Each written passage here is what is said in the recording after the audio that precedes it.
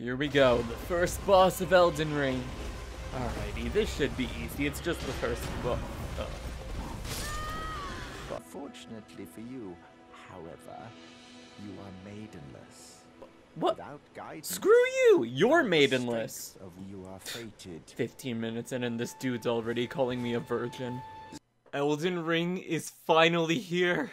After 3 long, painful years! Elden Ring is finally here! So as a longtime veteran of the series who's been playing since the long ago year of 2016, I have over 5 hours in Dark Souls 1, 10 hours in Dark Souls 2, and a whopping 44 hours in Dark Souls 3, and I can't remember how many hours that is in Bloodborne because I'm too lazy to check my PS5. So you know I'm basically a master when it comes to any Souls game.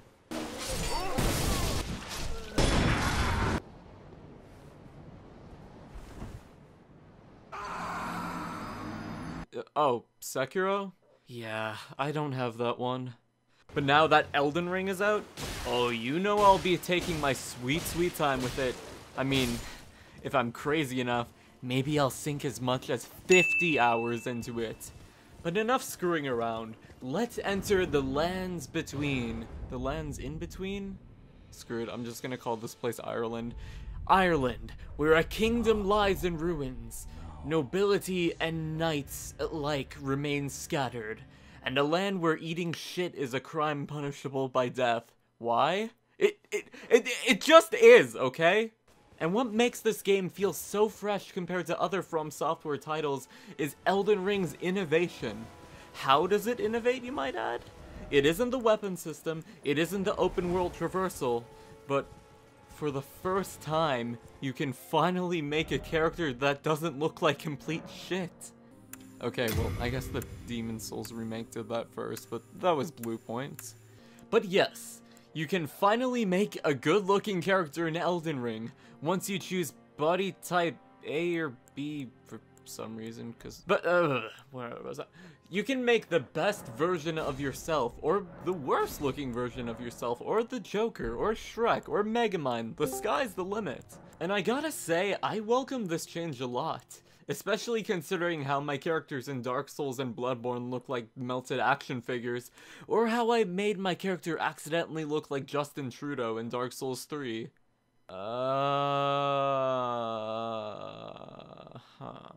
And for the first time in a Souls game for me, I decided to make a female character this time around, considering how all of my first characters in the Souls games were male, so I wanted to try something different for a change and play a female character because,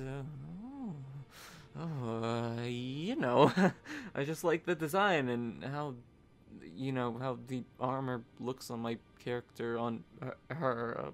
Okay, moving on. So I may have exaggerated a little bit. There's a lot of innovation when it comes to Elden Ring.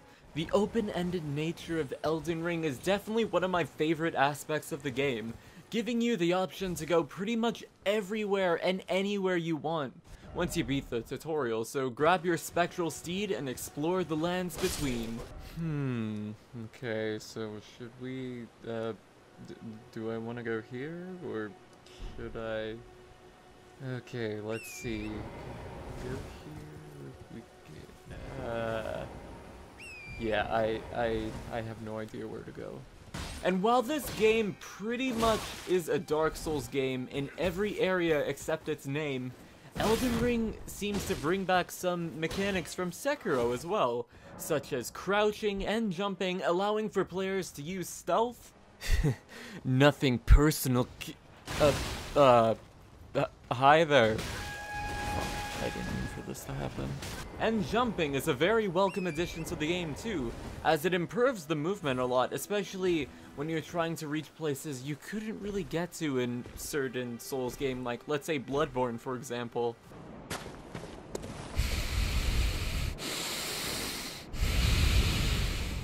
And going back to the weapon system of Elden Ring, well, let's just say there's a lot of weapons in Elden Ring.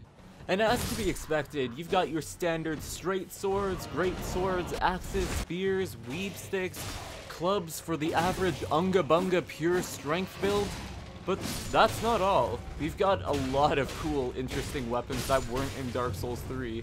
One of these new weapon types are flails, which is essentially a big ball you can swing around with a stick. Who cares if it's fucking impractical? It looks cool as hell. Oh, you've got those weak-ass swords? Well, guess what? I got a ball. Not just one, not just two, but 3 balls. No.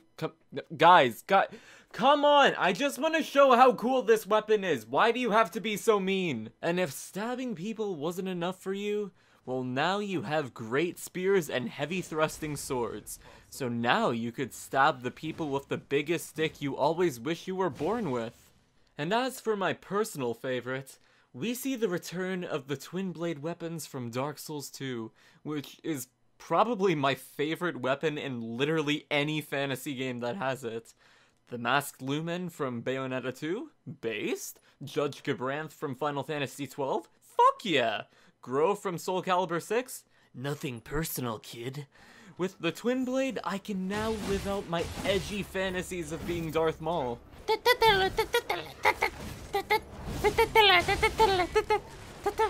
And apparently one of the things that also returned from Dark Souls 2 is this feature called power stancing, which is essentially when you dual wield 2 of the same weapon types in each hand, so like a straight sword or an axe in each hand, and it will change certain parts of your moveset. So like for example, if you have 2 curved swords, then LB or L1 depending on which controller you're playing with, because nobody's playing this game with mouse and keyboard.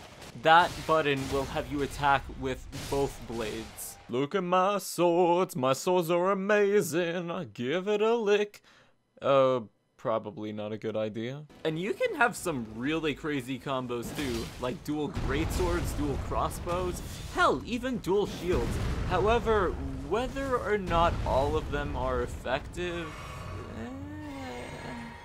I'm fucking invincible!